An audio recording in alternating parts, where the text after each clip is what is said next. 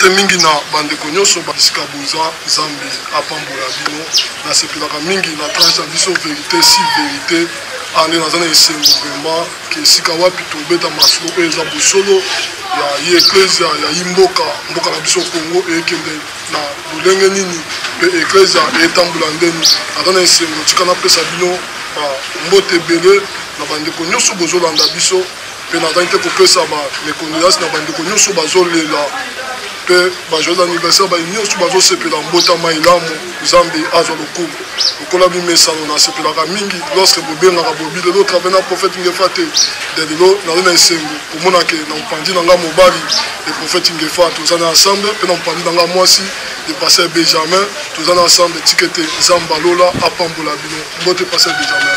Mbote messieurs les journalistes Fiston Baziri matondo mingi na tata Nzambe kwa pesi so makasi et rokuta na susu lelo ya kosala so émission susu ya lelo.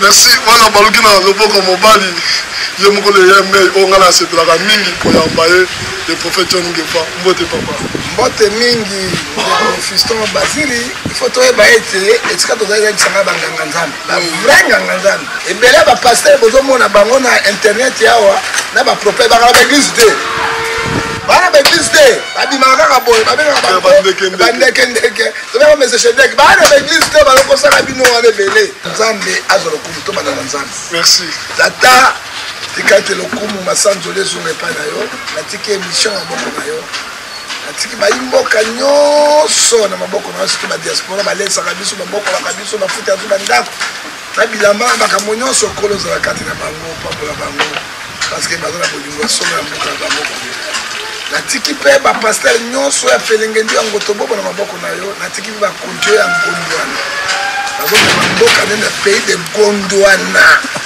maboko na yo kolo esimbaki motema na farao simbaki motema na bango bapaster oyo ya ngotobobo oyo bazosala misala oyo ezangi ntina na kati ya Congo kolo bongola bango motema bayeba yo kolo pesa ndeko pasteur Fiston Baziri mayele pesa emwanya pesa science atune ute pa na yo kolo tobandi na yo tosukisi na yo akomona Yesu Masiya tolobi amen amen losako mosako Nzambe aleki bango nyonso na nguya pe na makasi losako prophète mbanga ya ntaba eliaka bipai mibale epai moko te ingelobani metona mbanga ya ntaba lelo ozomona ba FDL Gagame sekwiti Gagame akufi Gagame mort vivant Gagame sekwiti alors mbanga ya ntaba siko azoluelaka matiti kaka na Congo mais Nzambe akosukisa ye. Merci losako prophète twakolilo nde mokonzi merci twakolilo nde mokonzi nange bisika mobandi na etando ike na bino nde bozela yango twakolilo nde mokonzi lona sepeli mingi tobeta masolo oyo yikoleka na kati ya mboka na biso mpe na kati ya eklezia tika ete Nzambe apambola mosu Nzambe Benjamin lelo komona avenir ya église avenir ya église oyo tookela Pasteur Fiston, merci pour la motuna. Avenir ya église, ndenge tozokende nango mabe. Avenir église tozokende mabe parce que papa au bazali boso babandi ko détruire vraiment lobby ya église.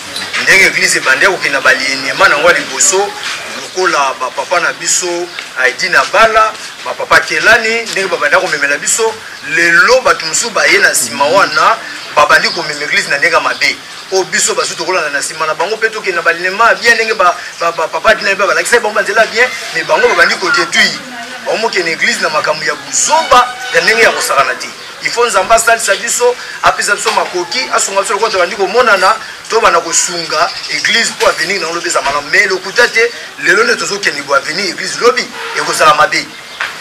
Merci Moussakoli ozomona ali tozokende ndenge mais pasteur Benjamin alobi clair tango na lobi na bino tango église oyo tobengi yango église ve ebandi na dina bala ebandi na papa kelani ebandi na Vernon soki omoni bato misato na bizaleli na bango lolenge na bango ezalaki exceptionnel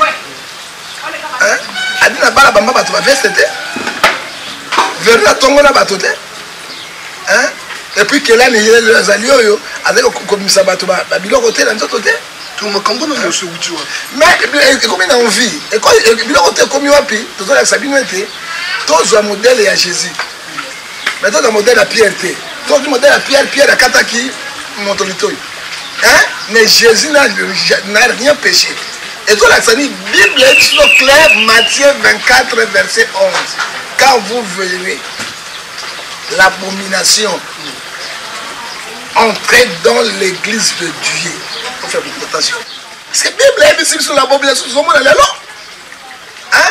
Soit disant, vous êtes élevé en quoi? Vous êtes élevé en quoi? Dans les garements. Vous êtes élevé en quoi? Vous avez le pouvoir à Mokili. Hein? Oh Jean, alors Binabiso 12:43, ils aiment la voix que la voix du monde.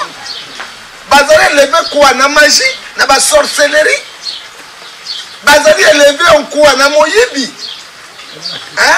Na écran prophétique. Hein? On a besoin de trouver otage na bango église. Bandi bazali na otage na bango. Bana misala na bango to ko lukana nzambe to lukana bango parce que bango ne ba nzambe or que ce sont les satans vivants. Nzambe atikra batu bana nje.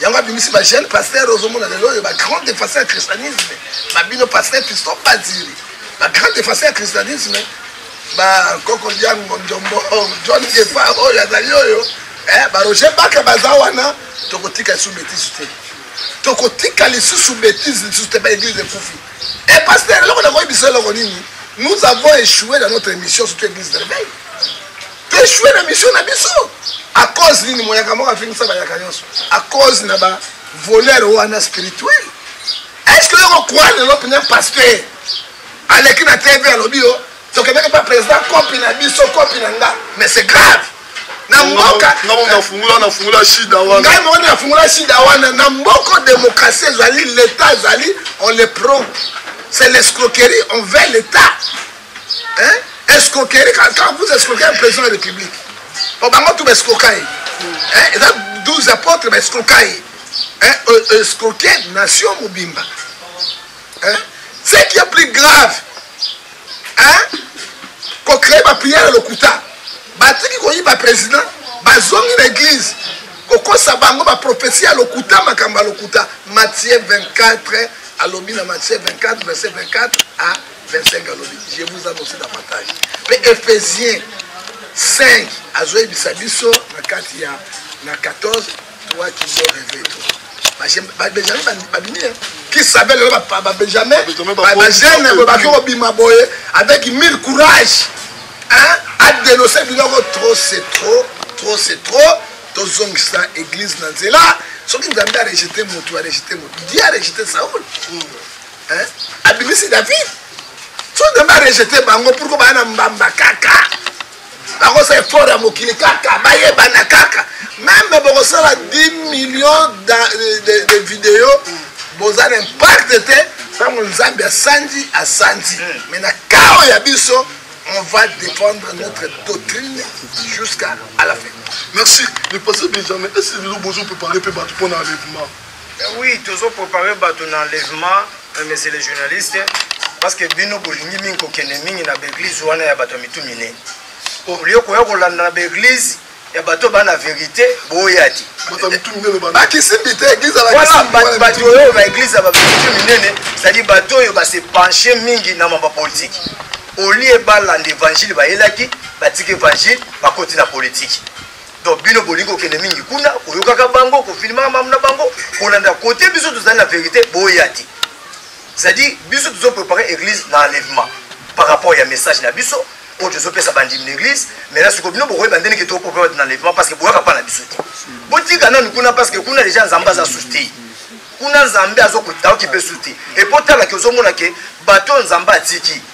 Soki nzamba tiki obandi ko forcer buzo bane banaka komona na banaka komona et le la histoire ya Saoul tango nzamba rejeté amekaka kolanda na makasi asima même Samuel na bilamba bilambe katana mais Samuel alobaki na nini lelo nzambe ko pasula bo kontina yo nzambe pasoli bo kontina bango a pasoli pouvoir na bango et batona pasteur Benjamin Osée 4:6 mon peuple périt par bangana connaissance c'est ça ndenge kaka bazo continuer ba effort wana nzamba tiki bango batika batu musu ba continuer chemin batika batu musu continuer évangile ndenge kaka bango bazo continuer na makasi ko kulanda kaka évangile na makasi buzoba na bango peso mona na TV ndenge zo mona makambo zo bima ndenge peso mona batika bakende kufukama balukama wana nzambe batika bato baza na vérité ba préparer peuple na enlèvement. Mais prophète rôle il y a prophétie dans l'église musana moni. Mais le pasteur Benjamin a tout parlé. Rôle la prophétie dans l'église et que vous même moto na vie éternelle té. Rôle la prophétie dans ça ton église. Ba na nzambe boyoka. Ils ont exhorté, édifié et consolé. C'est fini.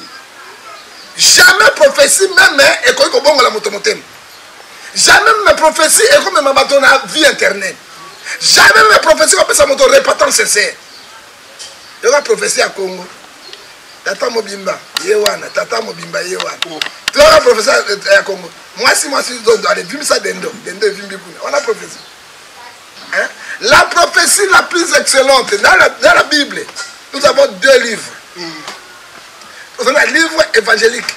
Au coup de Matthieu, Luc, Jean, Timothée, 1 Corinthiens, Galates et continue. Mais tout ça, c'est un livre prophétique. Le roi Ézéchiel, le roi Daniel, le roi Apocalypse, le roi Amos, le roi Malachi, Abakouk, Osée. Mais batu wana basimbaka yango te onzamba sandi bango oyo pasteur Benjamin alobi ba prophète alokuta ya mabumu oyo Rome 16 17 à 18 elobi yango clair basimbaka yango te. Un prophète a été un pasteur. Un prophète a été un moi chatangaki makila asimbela. Mais te biso stati ya Nabucodonosor pasteur yango. Te biso 70 semaines de Daniel ton dit un prophète. Bande kolanga ater yango te pasteur. Parce moi, je suis makila, asibela wala moi nga dodo comme pasteur. Moi les mi continue comme pasteur, donc on bien prépare comme pasteur. Donc lui, on prépare comme pasteur. Pas ça que Joël Jean 3 16 quand Dieu aimait le monde, il a moi yo Thomas musique. Ya moi tous les kabango. Ya moi musique. Ya moi on a pasteur Benjamin solo bakati nango, nzambe asandi bango ata basebe fort rien. Un prophète a Bartimée na télévision.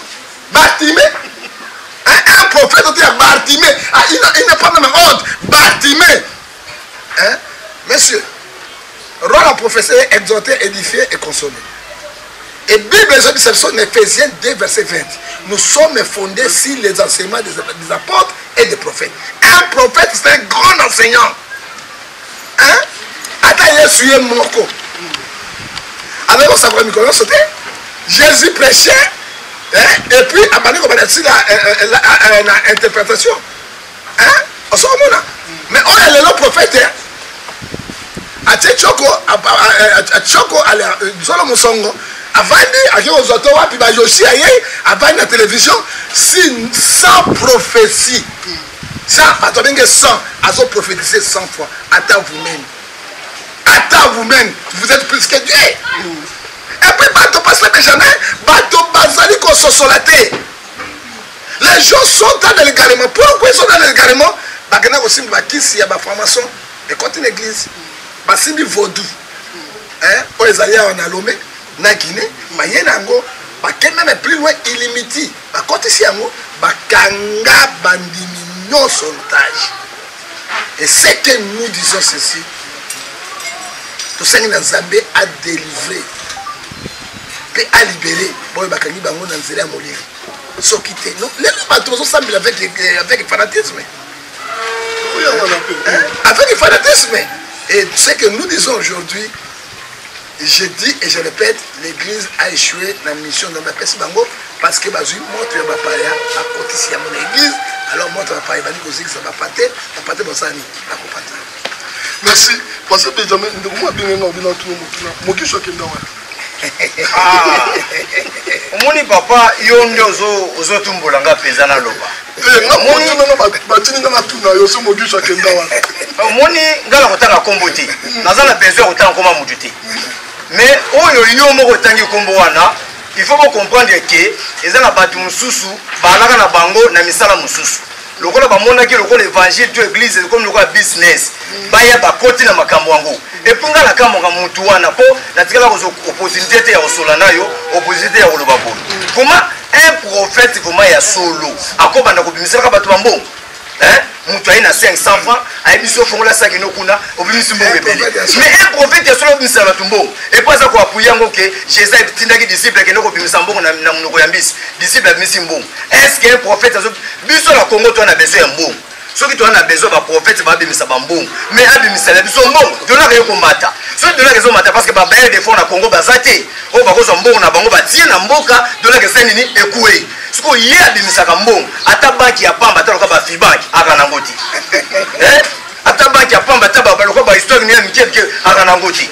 donc mutu wana ngai ndenge na selon ba information na vérifia akina misala bande ko sala et puis kombo ni ezape kombo ni wana ti kombo na bino zala ngwana ya kombo na ete ngana na fwe kombo na mina opesa ngo sikoti bobo koluka boye ba fwe kombo na ye ana kombo na ye o yazaki nango pesa bandaki musala na ye ala yako kota siko na business o alobi business mais nazo loba moni musala nzambe soko koti na mi obimi na ngambo atuka sala mais soko koti na mi obimi te atuka tika bao nyonso baye ko kanza lokola business bakosila parce que biso to telemi to dénoncer bango to misa ba vérité nyonso donc on attend aussi que la bango soute to misa ba vérité parce que baye ko mema évangile na ba prophétie ndenge prophète azoloba prophétie na zo bisayo prophétie etongaka nango penza te prophétie et bon on la mutu mutema te prophétie et puis ba prophétie na bango za prophétie moka ya mikie ngasi na meka batu wana oyo tangi ba kompensa na ngota komuti na meka bango na ba musu na tanga ki na fa passer na émission na meka ko benga bango elekaka te na émission donc ba numéro ba bamba ya pamba bana batu na bango bazo bengo elekaka biso elekaka te soki ya solo penza soki ya solo bango ba prophète ya solo ba lobela biso makambo ko leka na mboka oyo ko leka lobi poni ba ka obimaka après zola ba ko obimaka après loko salami na lobaki yango eloko salami na lobaki yango mais tant que tu as ba problème boye muta ko loba prophétie azati prophétie ya bango église kaka na monaki ba blocage na monaki prophétie na monaki blocage est-ce que on a prophétie na Congo loko na tozana nzala mutu ne so komi prophète quand des prophètes ngeva soloba c'est dit ba prophète moko bazanga ba brebis prophète azanga brebis azanga église un prophète akine ko tambola na ye atambola un prophète akiko tambola après zonga lobake ba brebis nango bakendaki bazonga comment un prophète ba brebis bazonga yo pe brebis okendaki place okendaki ale berger no ye abengi yo pozongi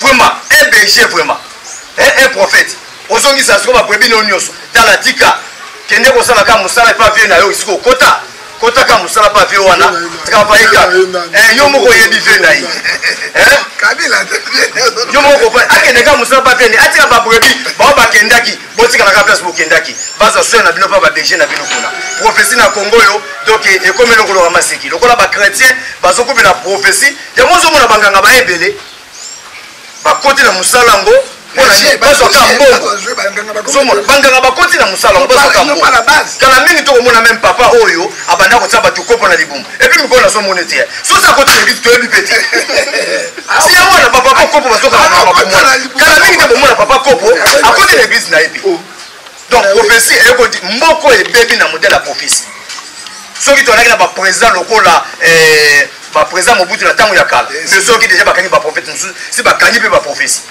et puis ça m'a dit donc bana nzambe bo se pencher na prophétie vous m'avez vraie prophétie et sa parole de Dieu vraie prophétie la parole de Dieu bo se pencher na makamna bango wana te ya lokuta wana bo se pencher na ngote prophétie elongi ya mutu ko mopesama lokola nzaleza na Congo passe na Congo soko finika elongi boy babi oza na blocage on a prophète ya mutu tozozela toi na nzaleza mo prophétie ko mopesama par rapport à conjoncture ya mboka et puis mutazolenga tala bonde ba tema tema na bakoy awa to laki na confinement ngala zo mona mutazo sanga bi papa yo vandi boyo ko vivre bien te kota na balabala kota na stratégie ya boy yo monika mutega bana nzambe haleluya awa na venyo ba kundi nzungu moko boy awa avenyo ale batu ba bien to prier ba kunda kaka na veni zela liwa po mona veni liwa pesati loko na confinement zalaki sa stratégie na bango ya kolia e ko minde ngwala ba prophétie ya balabala mais zala na église na yo prophétie ko pesa mate banda tongo ti pourquoi prophète ya bongo ko zala te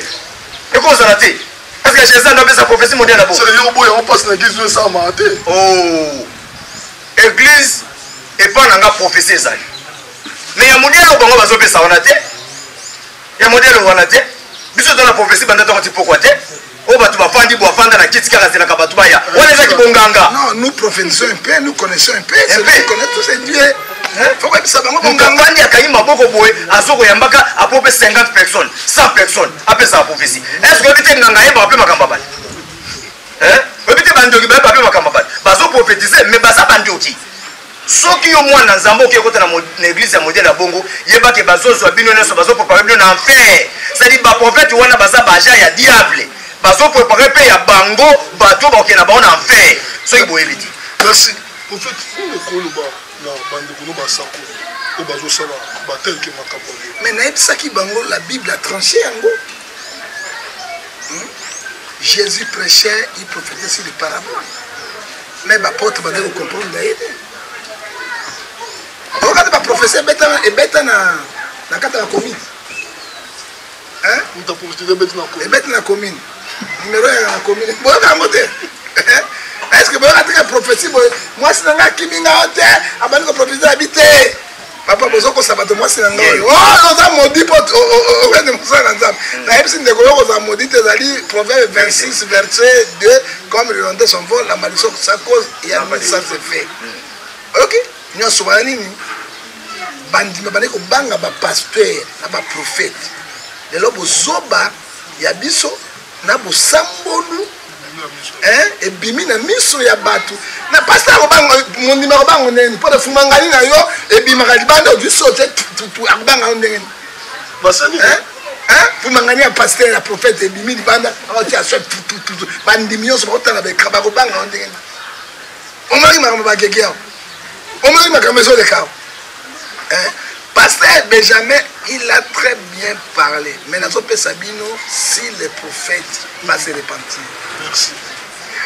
Sincèrement, frère cher. Au consacré bien la parole de Dieu, le livre prophétique est derrière. Là, ça va être 7 signes attendent de la fin. Hein? Et puis un prophète, c'est celui qui prend la pensée de Dieu, il transmet au peuple de Dieu. Amen. Un prophète, Ézéchiel 33, verset 7, comme sentinelle. À Dieu, un prophète, c'est un pasteur. Parce qu'on bat là-bas brebis. Vous avez pas appelé ça un don. Mais il n'est pas prophète. Il y a comment on a soutenu le pasteur fiston. Tout ça, on a eu au monaka. Non, ça prophète, il était pasteur. Il faut mieux comme ça prophète, parce que vous avez fait ça prophète. Non. Et puis, dans le ministère, 5 ministères au ministère, le plus escroc est la prophétie. Le plus escroc. Bato bi otaki bango oyoki bango na Brazzaville bakonya ta bango bazongia oye BBC ministère ba pasteur bazaba escroc mingi te ba évangéliste bazaba escroc mingi te ba prophète batika muke batiaka kanini on a fallu pour boucle d'oreille parce que ba nini batiaka ba Kelly batiaka dala na Kelly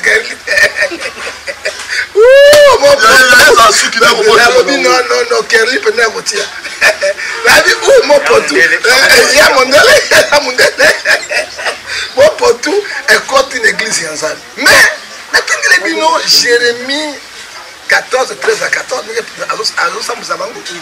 Ézéchiel 13, 14 à 15, Matthieu 24, verset 24, qu'est-ce qu'on pourrait dire? La nuit saute au lobby.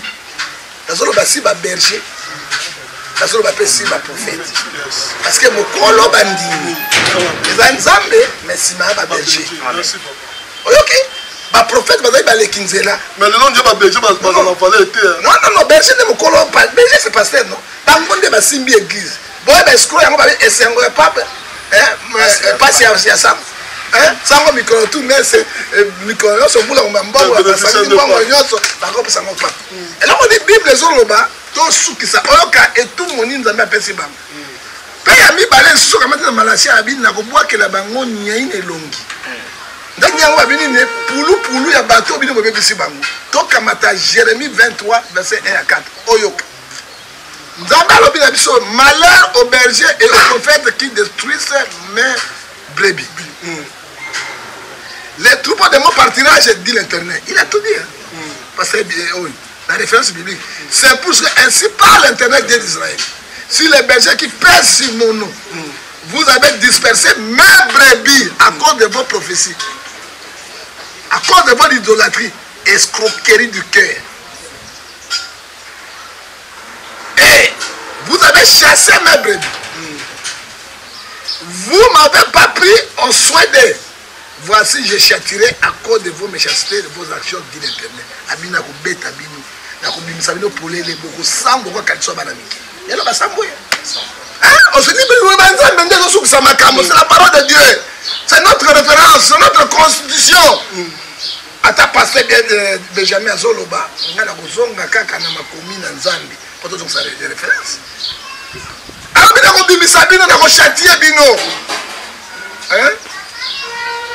Église moko awa na bandare ndesika o bato bataka kwani Nzambe nde alalaka wana tongo akena lola pe azongi na sambe ya kuna o basala prière mais ba moni penda via vanda bona bosoy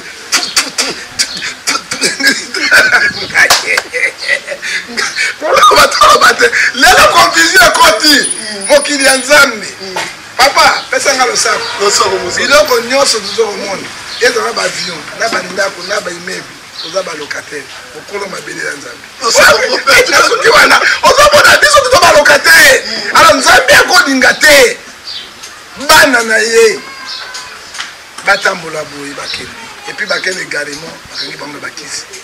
Ce sont les vrais pasteurs, ce sont les vrais pasteurs.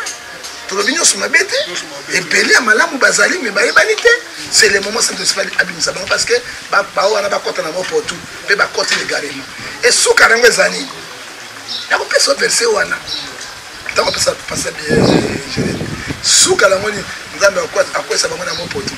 Deutéronome 28 verset 28, je vous envoie esprit d'égarement que personne ne peut te sauver. On t'a dit matin koyoka merci Zambe apambola bino Zamba zoloko en fait ngefa tubeta no masulu ya mboka parce que lelo tout le monde molenge ni mboka na biso to kende parce que ils ont justement makambo mboka isoto sur la moto ko le pasteur. Merci papa Nzambe apambola pasteur Christo nalingaka bana na Nzambe kokota na makomi na Nzambe ozali constitution na biso. Alobaki Nzambe akobwakela bango pulu na bilongi. Mais nazotanga na mokala na Nzambe prophète yo ngai te. Ngai nazotanga na Bible ngai te. Mais mpate lo côté, pe ne mpataka lo côté. Parce que la kendeke si constitution si mokala na Nzambe. Qu'est dit la Bible Malachie chapitre 2 verset 1 à 3. Maintenant je vous donne l'ordre au sacrificateur. Si vous ne m'écoutez pas, si vous ne prenez pas en cœur de donner gloire à mon nom, dit l'internet des armées, de leur pasteur, gloire à Nzambe Zalagadi. A comme quoi Nzambe, à ce compte, je sais quoi il y a une alors, il y a un Nzambe Zalagadi. Il y a une Bible qui est solo. Là, on a un chapeau pour parler à Nzambe. J'enverrai parmi vous la malédiction. Na côté na bilakeli mabe pa na bino ba komi ko soana ba mona ba ngo a suivre moi. Et je maudirai vos bénédictions. Ba esune l'autre côté. Mbongo sila ba côté na ba escroquerie. Je maudirai parce que vous m'avez pas pris en cœur. Voici je détruis vos semences. Et je vous jetterai les excréments au visage, les excréments que les victimes que vous avez sacrifiés et ils vous apporteront en rue. Alors dès qu'on va poulou, il y a un diminution sur vos sacrifiés. C'est la parole de Dieu.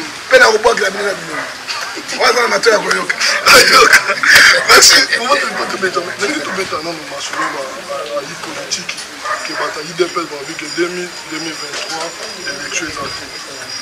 C'est que tout au point dans la prophétie dans des évêques. Eh papa, la ebsaki yo moni makamango yango ebandi komona. Il faut toloba vérité.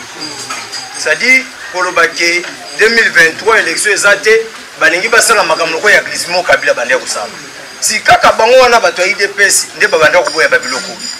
c'est-à-dire par rapport à nini au balingi basala ke élection ezalati et puis ekosimba te parce que modèle bango bakotaki déjà na boyokani déjà na bato FCC eza passe et puis na kati ya parlement est-ce que baza majorité to baza minorité bane bako voter que élection salamati ozomona c'est-à-dire balingi bamema biso na procédure au kabila zaki nango wana biso tolinga ngoti bazonga na vérité élection 2023 il faut ça là papa il faut ça là donc oyo wana na o prophétie oyo muto oyo tangi kombo lobby en tout cas on a pas prophétie te ba luka prophétie mususu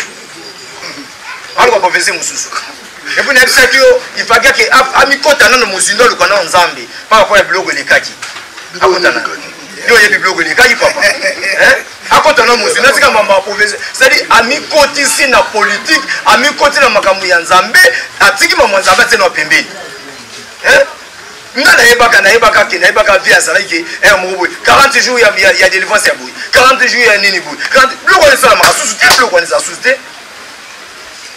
eza susu te o délivrance ya boye séminaire ya boni na boni boye ezalaka susu te ekomi kaka émission boye ifale émission ezala take ya kote ya bana nzambe mais émission ezalaka kuna na bosolo na politique émission eza kuna epe intel fome yango wana kuna bazolo ba mamu ya nzambe te ezaka makambo bandakika kabila te tozonga mpenza na esika mpenza ya malamu kaka esika oyo bande kolia kaka esika oyo bande komela kaka esika malamu bande kosala aliyo bandika kotelema kaka so wali kotelemela kaka mutu wana obandika kotelemela te wana eza distraction atika wala esi toleki et puis ti professeur pepe sampe bato bele pe batiango pe kati bato balandi yango peti bato bakipe yango peti. Merci beaucoup, merci. En fait omoni ndeni na likanisi wana que l'UDPS bobi et 2023 to quoi na prophétie ya mais nalobi non donc quoi la prophétie avec ndenge que collègue non et là on a koloba na bango boy ndenge pasteur Benjamin alobi place va ko lia lelo lobi on a ko sumba on a ko vie et l'autre melia ezali distraction to ebi bango. Vous les reconnaîtrez par leurs fruits. Matthieu 7, verset 16. Et là, pour les autres cas, toi que l'élection, tout ça est recensement. Namboka Congo. Ceux qui toquent le recensement, et vous avez 10 ans. Bon, 10 ans, c'est connu. Il est peut-être un mec glissement. Bah, tu vas confirmer le glissement. Les gens vont prendre le sous glissement. Et puis, il y a mis balai, ça m'a salé à Pamba, le corps, il m'a dit, il m'a dit, Nganda Kimi Vula à quoi ne balasani. Parce qu'ils ne sont pas majorité dans le Parlement. Un président de la fort, partout de la force, mais une majorité dans le Parlement, dans le Sénat, bagana, sénateur bon, Mogo Mujima Kana.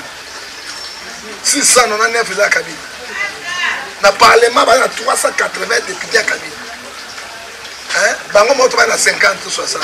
Ba 50. So ba 30 il est pas 80. Et décision ya mboka ya mibeko ya mboka et bimakande na parler parce que bango nde ba wewa ba koma lokola ba parlementaire ba kana décider kana bango pourtant siège ya ba institution yo sur la démocratie na parlement mais il se trompe il se montre contre qui papa na ngaka sa 10 ans pour aller susu alongo ba kabila zonga kuna yango passer des années lobby otiki makamuna nzambe bozongeli bato mokili kuna balobaka komba ya kabila komba Tshisekedi kabila mosali na nzambe opesa gloire na Yesu mais comme na gloire na bato pe ma président za ngo nzambe mutasimbi président kota abelaka président kota ka toilette ne bato bakota papa président ali ko bato to baliaka à cause na escroquerie osomona recensement aussi baté parce que tout le monde est dans l'élection 2023 il y a encore Bassignaki à Kolongole à côté Zoka a échoué c'est ça le problème et ça na place il y a une dictature et on doit na poloso na ngoto bobote et ko pesa malamu te pe et ko sepelisa baimboka te. Merci to comme la biso na suka parce que Benjamin au moni est sur du plan de temps pour 180 ça m'a laissé verdi otouché pour moko ya malamu ya diplôme d'état na Congo eloko zoka musangai eloko pezo lekela ngai vraiment ministre na biso ya enseignement c'est qui encore le nom Willy Bakonga ninga zo memaka makambo yango c'est comme ça zo memaka na modèle qui yanké examen d'été ça va na niveau té ata ba diso ba sala ngo na niveau boité et puis mega kotambola même na ba veni même na ba école pour mona tate ba tout monter ba zolela ki ba zo giti donc bango ngai loko comme ça ngai kota na école moko moni 5 options 5 options on moni ba sala les ata musu 5 o bana ba sali mais awa 100% awa 100% école ni même na tango kala zo bazala kate zo basika ya kuuza zo bazala kate koto baza 100 élèves ça koto na classe 100 élèves ça koto 100 élèves mais école ça donc zo bazate na Congo donc oyo tozo benga ngo diplôme moko merci Fati na Willy Bakonga eza pesa bato oyo bazwi diplôme wana papier bakoma pesa bango papier bakoma soki bakoka diplôme ozomona bato baki kosala examen d'état ndenge ezali bato bazobima na mwa mawa mais lelo bato nyonso bazobima na esengo bazobima na esengo professeur kozwa itemi boye professeur azwa itemi boye azolela professeur azolela mais koma bana bazokota na banini na baitemi bazobima na esengo professeur okopesa itemi boye azotoka mais baelève bazobima na esengo topanzi yango examen d'état oyo vraiment eza merci Fati na Willy Bakonga zomona eza bato te babimiso bako défendre mboka lobby na babaka mususu yango te zomona basongisa na biso examen d'état ndenge ezaka kala basongisa mete kala même pe babloko petika babloko ba téléphone ba review biso zaka nango kala basongisa examen d'état ndenge review ya kala. Merci, nabi ke motake bele na entendre que la bino kolanda biso tikete Nzambe apambola bino ya bino simple serviteur de passer Fiston Baizire. Merci tout le monde. Bye.